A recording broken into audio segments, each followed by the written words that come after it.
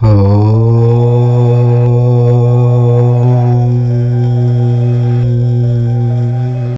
మంగళవారం రోజు సాయంత్రం 6 గంటల నుండి 7 గంటల 30 నిమిషాల మధ్యలో ₹1 బిళ్లను అక్కడ పెడితే చాలు, బిచ్చగాడైనా సరే కుబేరుడుగా మారిపోతాడు. మంగళవారం రోజు ₹1 బిళ్లను అక్కడ పెడితే సత్వరంగా మీకు ఉండే కష్టాలన్నీ కూడా తీరిపోతాయి. మీ దశ మారిపోతుంది. పట్టిందల్లా బంగారం అవుతుంది. రాజయోగం పడుతుంది. ఉన్న ఫలంగా డబ్బులు వస్తాయి. అప్పులన్నీ తీరిపోతాయి. మీ ఇంటికి వద్దన్నా డబ్బులు వస్తాయి. లక్ష్మీదేవి తన్నుకుంటూ వస్తుంది. డబ్బుకు కొదవ ఉండదు. చాలామందికి అధికంగా ధన సమస్యలు ఉంటాయి. అప్పులు చేసి తీర్చలేక బాధపడిపోతూ ఉంటారు. ఎంత కష్టపడ్డా ధన సంపాదన అనేది పెరగదు. మీకు ఎటువంటి ధనపరమైన సమస్య ఉన్నా సరే మంగళవారం రోజు సాయంత్రం ₹1 బిళ్లతో ఈ పరిహారం చేయండి చాలు. మీ ధన సమస్యలన్నీ కూడా తీరిపోతాయి. విపరీత ధనలాభం కలుగుతుంది. మరి ఇంతకీ మంగళవారం రోజు ₹1 బిళ్లతో ఏం చేయాలి అనే విషయాన్ని ఇప్పుడు మనం ఈ వీడియోలో వివరంగా తెలుసుకుందాం. అంతకన్నా ముందు మంచి వాళ్లకు ఎప్పుడూ మంచే జరుగుతుంది అని తెలిపే పవిత్ర కథను విందాం. పూర్వం ఒకానొక గ్రామంలో సూరదాసు అనే యువకుడు ఉండేవాడు. అతడు తెలివైన వాడే కానీ బ్రతక నేర్చినవాడు కాదు. ప్రతిఫలాపేక్ష లేకుండా అడిగిన వాళ్ళందరికీ పనులు చేసి పెట్టేవాడు. అడగందే అమ్మాయినా పెట్టదు కదా. ఒక్కరు కూడా అతడి అవసరాలేమిటో తెలుసుకొని ఏమీ ఇచ్చేవారు కాదు. ఇది సూరదాసు తల్లిదండ్రులకు బాధగా ఉండేది. ఒంట్లో శక్తి ఉన్నంతకాలం సూరదాసుకు కష్టం తెలియకుండా పెంచిన వాళ్ళు ఇప్పుడు వృద్ధాప్య భారంతో ఎక్కువ కష్టపడలేకపోతూ ఉన్నారు. కొడుకు ప్రయోజకుడై డబ్బు సంపాదిస్తే అతడి చేతుల్లో సుఖపడాలనుకుంటున్నారు. కానీ అదెప్పుడో తెలియటం లేదు. సూరదాసును ఇక దారిలో పెట్టడం తమ వల్ల కాదని గ్రహించిన తల్లిదండ్రులు వాడికి పెళ్లి చేయాలని అనుకున్నారు. కానీ ఏ ఆధారము లేని వాడికి పిల్లను ఎవరిస్తారు? అందువల్ల 25 ఏళ్ళొచ్చిన సూరదాసుకు పెళ్లి కాలేదు. ఒకరోజు సూరదాసు తల్లికి పెద్ద జబ్బు చేసింది. తండ్రికి కదిలే శక్తి లేక, నాయనా వెంటనే వెళ్ళి వైద్యుణ్ణి పిలుచుకురా అన్నాడు కొడుకుతో. సూరదాసు వైద్యుణ్ణి పిలుచుకుని వచ్చాడు. వైద్యుడు సూరదాసు తల్లిని పరీక్షించి, ఇది సామాన్యులకు రావాల్సిన జబ్బు కాదు. నయం చేయాలంటే చాలా బాగా ఖర్చు అవుతుంది. ముందుగా 50 వరహాలు తెచ్చి ఇస్తే వైద్యం ప్రారంభిస్తాను అని వెళ్ళిపోయాడు. ఇంట్లో ఒక్క వరహా కూడా లేదని తండ్రి సూరదాసుకు చెప్పాడు. సూరదాసు తనకు తెలిసిన వారందరినీ సహాయం అడగడానికి వెళ్ళాడు. కానీ ఒక్కరూ కూడా అతనికి సహాయపడలేదు. ఎందుకంటే అంతవరకు అందరూ అతడి వల్ల అంతో ఇంతో ఉపకారం పొంది ఉన్నారు. అందుకు అతడెన్నడూ కూడా ప్రతిఫలం అడగలేదు. ఇప్పుడు డబ్బిస్తే ఊరికే ఇవ్వాలి తప్ప అప్పుగా ఇచ్చి తిరిగి తీర్చమనలేరు కదా. మొదలే లేదని 4 సానుభూతి కబుర్లు చెప్తే సరిపోతుంది కదా అనుకుంటారు అంతా. దాంతో సూరదాసుకు ఆపుకోలేనంత దుఃఖం వచ్చింది. అతడికి తల్లి అంటే ఎంతో ఇష్టం. అయితే ఊళ్ళో వాళ్ళందరూ చెడ్డవాళ్ళని అతడు అనుకోలేదు. వాళ్ళు తనకులాగే ఎవరికీ డబ్బివ్వలేని స్థితిలో ఉన్నారని నమ్మాడు. ఆ పరిస్థితుల్లో తల్లిని రక్షించుకునేందుకు ఏం చేయాలి అని ఆలోచించాడు. ఇక ఒక్కటే దారి, అదే గజపతి దగ్గర అప్పు చేయటం. ఆ ఊర్లో పేరు మోసిన వడ్డీ వ్యాపారి గజపతి. ఆయనకు డబ్బు తప్ప బంధుమిత్రులు లేరు. ఆశే తప్ప దయా దాక్షణ్యాలు లేవు. ప్రాణాల మీదకు వస్తే తప్ప గజపతి దగ్గరకెవ్వరూ అప్పుకు వెళ్ళరు. సూరదాసు గణపతి వద్దకు వెడితే గజపతి వాడితో, ఏమైనా తాకట్టుగా పెడితే తప్ప నీకు నేను అప్పు ఇవ్వను అని చెప్పాడు. సూరదాసు కాసేపు ఆలోచించి, నా దగ్గర తాకట్టు పెట్టడానికి వస్తువులేమీ లేవు. ఇల్లు పొలం ఉన్నాయి, అవి తాకట్టు పెట్టుకుంటావా అన్నాడు. గజపతి నవ్వి, అప్పటికే మీ ఇంట్లో బంగారము, మీ ఇల్లు పొలము అన్నీ నా దగ్గరే తాకట్టులో ఉన్నాయి. అవి కాక ఇంకేమైనా ఉంటే చెప్పు అన్నాడు. సూరదాసుకు కళ్ళు తిరిగినట్లయింది. అతడు చటుక్కున తండ్రి వద్దకు వెళ్ళి, ఇప్పుడు అమ్మను నేనెలా రక్షించుకునేది? ఇంట్లో తాకట్టు పెట్టడానికి కూడా ఏమీ లేవు అని గోలపెట్టాడు. నాయనా, కష్టపడితే తప్ప డబ్బు దొరకదు. మీ అమ్మ నేను ముసలివాళ్ళమైపోయాం. నీకు డబ్బు సంపాదించే తెలివి లేదు. మేము బ్రతికున్నంత కాలమైనా నువ్వు కష్టపడకూడదని అప్పోసప్పో చేసి ఎలాగో రోజులు వెళ్ళబుచ్చుతున్నాం. నువ్వేమీ బాధపడకు, అదృష్టముంటే నీ తల్లి బ్రతుకుతుంది అన్నాడు సూరదాసు తండ్రి ఓదార్పుగా. సూరదాసు మళ్ళీ గజపతి వద్దకే వెళ్ళి, నా తల్లిని బ్రతికించుకునేందుకు మీరు తప్ప దారి లేదు. మీరేం చెప్తే అది చేస్తాను. ముందు నాకు 50 వరహాలు ఇవ్వండి అన్నాడు. సరే, నేను నీకు 50 వరహాలు ఇస్తాను. నా బాకీ తీరేదాకా నువ్వు రోజు ఉదయం నుంచి సాయంత్రం దాకా నా దగ్గరే నా ఇంట్లో పనిచేయాలి అన్నాడు గజపతి. గతిలేక సూరదాసు సరేనన్నాడు. తర్వాత గజపతి ఇచ్చిన డబ్బు తీసుకుని వైద్యుణ్ణి వెంటబెట్టుకుని ఇంటికి వెళ్ళాడు. సూరదాసు తండ్రి జరిగింది విని, ఆయన నువ్వెళ్ళి రోజంతా ఆ గజపతి ఇంట్లో కష్టపడితే మనకు రోజెలా గడుస్తుంది? నీ తల్లి వైద్యానికి ఇంకా డబ్బు కావాలంటే ఎక్కడి నుంచి వస్తుంది? గజపతి బాకీ ఎలా తీరుతుంది అని ఎంతో ఆవేదన చెందాడు. సూరదాసు తండ్రికి బదులివ్వలేదు. అన్నిటికీ దేవుడి మీదనే భారం వేసి అతడు గజపతి ఇంట్లో పనిచేయడానికి వెళ్ళాడు. గజపతి అతన్ని దొడ్లో మొక్కలు పాతడానికి గోతులు తీయమన్నాడు. సూరదాసు గుణపం తీసుకొని ఇలా పని ప్రారంభించాడో లేదో కంగుమని చప్పుడైంది. ఏమిటా అని చూస్తే పాతకాలపు రాగిబిందె. సూరదాసు బయటకు తీసి చూశాడు. దాని మీద ఇందులో 2 వస్తువులు ఉన్నాయి. ఈ బిందె ఎవరికి దొరికినా ఇందులోని ఒక వస్తువును మాత్రమే ఉంచుకుని రెండవది మరో వ్యక్తికి దానం చేయాలి అని వ్రాసి ఉంది. సూరదాసు వెంటనే గజపతిని పిలిచి ఆ బిందెను చూపించి, అయ్యా, మీ పెరట్లో దొరికింది కాబట్టి ఈ బిందె మీదే అన్నాడు. గణపతి బిందె మీద వ్రాతను చదివి ఇందులో ఎలాంటి వస్తువులు ఉన్నాయో ఏమిటో వ్రాసిన ప్రకారం ఒకటి ఎవరికైనా దానం చేయకపోతే కీడు వాటిల్లగలదు అనుకుంటూ మూత తెరిచాడు. ఆ బిందెలో ఒక తాళపత్రము, బంగారు కాసుల మూట ఉన్నాయి. గణపతి బంగారు కాసుల మూట తీసుకుని తాళపత్రాన్ని సూరదాసుకు దానం చేశాడు. సూరదాసు అందుకు నొచ్చుకోకుండా, అయ్యా, నా కారణంగా తమకు బోలెడు ధనం లభించింది. అందుకు ప్రతిఫలంగా నేను మిమ్మల్ని డబ్బు అడగను, కానీ బాకీ తీరేదాకా మీ ఇంట్లో పని చేయాలన్న షరతు వెనక్కు తీసుకోండి అన్నాడు. పెరట్లో బిందె దొరకటం నా అదృష్టం. అదృష్టం నీదే అయితే ఇలాంటి బిందె నీ ఇంటి పెరట్లోనే దొరకవచ్చు కదా. అయినా ప్రతిఫలంగా నేను నీకు తాళపత్రాన్ని ఇవ్వనే ఇచ్చాను. మారు మాట్లాడకుండా మిగతా పని చెయ్యి అన్నాడు గజపతి. ఆయన వెళ్ళిపోయాక సూరదాసు తన దురదృష్టాన్ని నిందించుకుంటూ ఆ తాళపత్రాన్ని శ్రద్ధగా చూశాడు.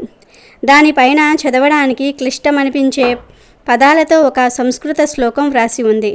సూరదాసు కష్టపడి ఎలాగో కూడబలుక్కుని చదివాడు. అంతే, అతడి ముందు ఓ నల్లటి యువకుడు ప్రత్యక్షమయ్యాడు. ఆ యువకుణ్ణి చూసి, ఎవరు నువ్వు అన్నాడు సూరదాసు ఆశ్చర్యంగా. నువ్వు తాళపత్ర గ్రంథంలో మంత్రాన్ని చదివావుగా. ఈనాటి నుంచి నేను నీ సేవకుణ్ణి. నీకేం కావాలో ఆజ్ఞాపించు అన్నాడా నల్లటి యువకుడు. నీకు ఈ తాళపత్ర మంత్రానికి సంబంధం ఏమిటి అన్నాడు సూరదాసు. నేనొక ఉపకార దేవత అంశలో పుట్టాను. ఒకానొకప్పుడు నేను ప్రతివారికి ఉపకారం చేస్తూ ఉండేవాణ్ణి. కానీ నా మంచితనాన్ని కనిపెట్టి అడ్డమైన వాళ్ళు నా ద్వారా వాళ్ళ ప్రయోజనాలు సాధించేవారు. నా వల్ల మంచివారి కంటే చెడ్డవారికి, స్వార్థపరులకు ఎక్కువగా ఉపకారం జరుగుతుందని తెలిసాక ఓ మహర్షి నన్ను తాళపత్ర మంత్రానికి బంధితుణ్ణి చేసి ఈ రాగి బిందెలో భూస్థాపితం చేశాడు. స్వార్థపరులు నా వల్ల ఆకర్షించబడకుండా ఉండటం కోసం బిందెలో వేరే 1000 బంగారు కాసులుంచాడు. ఒకసారి దానంగా పొందిన తర్వాత తాళపత్రం నిన్ను విడిచిపెట్టదు. నీ అంతటా నీవు ఎవరికైనా దీన్ని ఇచ్చే వరకు నేను నిన్నంటి పెట్టుకునే ఉంటాను. అయితే తమకు తామే అడిగేదాకా తాళపత్ర మంత్రం గురించి నీవెవ్వరికీ చెప్పకూడదు. ఈ తాళపత్ర మంత్రాన్ని ఎవరికీ ఇవ్వకూడదు. ఇది నా కథ అన్నాడా నల్లటి యువకుడు. ఆ నల్ల యువకుడి సాయంతో సూరదాసు గజపతికి 50 వరహాలు ఇచ్చేశాడు. తన తల్లికి వైద్యం చేయించాడు. ఆ తర్వాత నుంచి సూరదాసు అదృష్టం తిరిగిపోయింది. సేవకుడు వాడి బాకీలన్నీ కూడా తీర్చేశాడు. ఇంట్లోకి అవసరమైన వస్తువులన్నీ చేరవేస్తూ ఉన్నాడు. అతడు పొలం పనులు చేస్తూ ఉంటే సూరదాసుకు రెట్టింపు పంట వస్తోంది. సేవకుడు సూరదాసుకు ఎక్కడా వంటి మీద ఈగ వాలనివ్వకుండా కాపాడుతున్నాడు. ఇప్పుడు సూరదాసుకు పెద్ద భవనం ఉంది. ఇంటి నిండా ధనధాన్యాలు ఉన్నాయి. సేవకులున్నారు. అందువల్ల సూరదాసు తల్లిదండ్రులు ఎంతో సుఖపడుతూ ఉన్నారు. కొన్నాళ్లకు సూరదాసుకు వివాహం కూడా అయింది. వాడి భార్య గుణవతి. ఇటు భర్తకు అటు అత్తమామలకు అనుకూలవతి. జీవితంలో ఇన్ని మార్పులొచ్చినా సూరదాసు పద్ధతిలో ఏ మార్పు రాలేదు. నలుగురికి సహాయపడడానికి అతనికి ఇప్పుడు మరింత వీలు చిక్కింది. అయితే ఇదివరకిలాగా కాక ఇప్పుడు అతడి నుంచి సాయం పొందిన వారు ప్రతిఫలం ఇస్తున్నారు. సూరదాసు జీవితంలో వచ్చిన మార్పును గణపతి గమనిస్తూనే ఉన్నాడు. తాను తాళపత్రాన్ని ఇచ్చినాకనే అతడి జీవితంలో మంచి మార్పు వచ్చిందని ఆయనకు తెలుసు. కానీ అదెలా జరిగిందో ఆయనకు తెలియక చాలా కాలం సతమతమై చివరికి ఒక రోజున ఉండబట్టలేక సూరదాసును పిలిచి వివరాలు అడిగాడు. సూరదాసు ఆయనకు దాచకుండా మొత్తం నిజం చెప్పేశాడు. 1000 బంగారు కాసులకు కక్కుర్తిపడి గొప్ప అదృష్టాన్ని కాలదన్నుకున్నందుకు బాధపడి నా కారణంగానే నీకింత మేలు జరిగింది. నీకు రాగి బిందులో లభించిన 1000 బంగారు కాసులు ఇచ్చేస్తాను. ఆ తాళపత్రాన్ని నాకిచ్చేయి అన్నాడు గజపతి. ఇందుకు సూరదాసు చాలా సంతోషంగా అంగీకరించాడు. ఈలోగా సూరదాసు సేవకుడు సూరదాసు భార్యను కలుసుకుని, అమ్మ, నేను వెళ్ళవలసిన పరిస్థితి ఏర్పడింది. ఇంతకాలం నేను నీ భర్తను సేవించుకున్నాను. అదేవిధంగా నీవు ఆయన్ను సేవించుకొని సుఖపెట్టు. నీ భర్తకు నేను లేని లోటు తెలియకూడదు అన్నాడు. సూరదాసు భార్య అందుకు సంతోషంగా ఒప్పుకొని, ఇంతకాలం విశ్రాంతి లేకుండా పనిచేశావు, నీకిప్పుడు విశ్రాంతి అవసరం కూడా అంది. ఈలోగా సూరదాసు గజపతి నుంచి 1000 వరహాలు తీసుకుని తాళపత్రాన్ని అతడికి ఇచ్చి, ఎల్లకాలం ఈ పత్రం వల్ల నేనే ప్రయోజనం పొందాలనుకోవటం స్వార్థం అనిపించుకుంటుంది.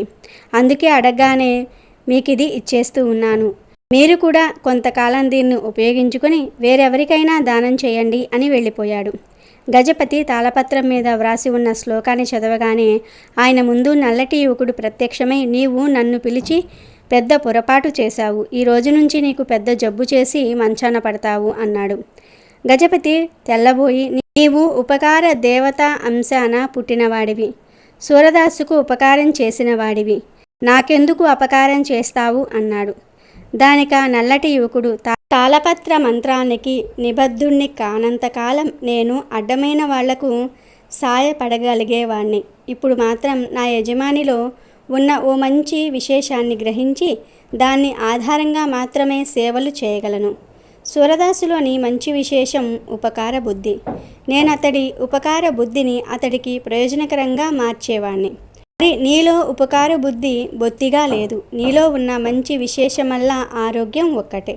నీ దగ్గర నుంచి నేను అదే తీసుకొని నిన్ను సేవించుకుంటాను అన్నాడా నల్లటి యువకుడు. గజపతి తెల్లబోయాడు. నా ఆరోగ్యం జోలికి రాకు, ఈ తాళపత్రాన్ని తిరిగి సూరదాసుకే ఇచ్చేస్తాను అన్నాడు భయంగా. సూరదాసుకి ఇప్పుడు నా అవసరం లేదు.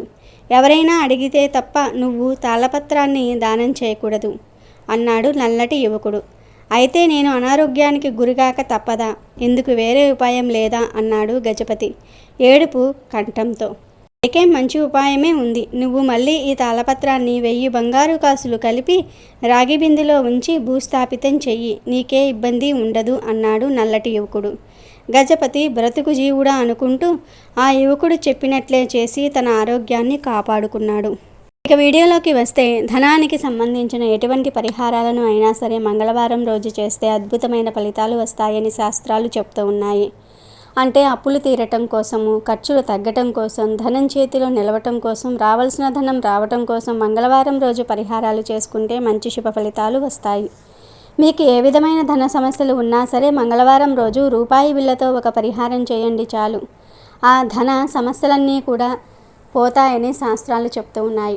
అసలు ఏం చేయాలి అంటే ఏమీ లేదు. ఈరోజు సాయంత్రం 6 గంటల నుండి 7 గంటల 30 నిమిషాల మధ్యలో రూపాయి బిళ్ళను తీసుకోండి. అలాగే ఒక తమలపాకును కూడా తీసుకోండి.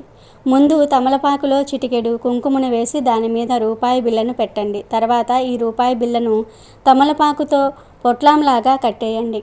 అంటే కిల్లి ఎలా కడతారు అలా కట్టేయండి. అలా కట్టిన తర్వాత ఈ తమలపాకును మీ చేతిలో పట్టుకుని పూజ గదిలోనికి వెళ్ళి ఇష్టదైవం ముందు నిలబడి మీ కోరికను చెప్పుకోండి. దేవుడా, నాకు అప్పుల సమస్యలు ఉన్నాయి, ధన సమస్యలు ఉన్నాయి, ధనం చేతిలో నిలవట్లేదు. ఆ ధన సమస్యల నుండి బయటపడడం కోసం ఈ పరిహారం చేస్తూ ఉన్నాను. ఈ పరిహారం ఫలించేలాగా చూడు దేవుడా అని సంకల్పం చెప్పుకోండి. తర్వాత ఈ తమలపాకులను అలాగే ఉంచి మీ పూజ గదిలో ఒక మూలన పెట్టి వదిలివేయండి. ఈ పరిహారాన్ని ఖచ్చితంగా సాయంత్రం 6 గంటల నుండి 7 గంటల 30 నిమిషాల మధ్యలోనే చేయాలి. అదే కూడా శుచిగా స్నానం చేసి చేయాలి. ఇలా దేవుడి గదిలో పెట్టిన రూపాయి బిళ్ళను తమలపాకులతో సహా తీసి మర్నాడు ఏదైనా సరే గుడికి వెళ్ళి ఆ గుడి హుండీలో వేసేయండి. ఈ రూపాయితో పాటు కొంచెం ధనం కూడా వేయండి. ఇలా ఈ చిన్న పని చేస్తే కటిక దరిద్రుడైనా సరే కుబేరుడుగా మారిపోతాడు. కనుక మీరు కూడా మంగళవారం రోజు రూపాయి బిళ్ళతో ఈ పరిహారాన్ని చేసి ధన సమస్యలను తొలగించుకొని సంతోషంగా జీవించండి.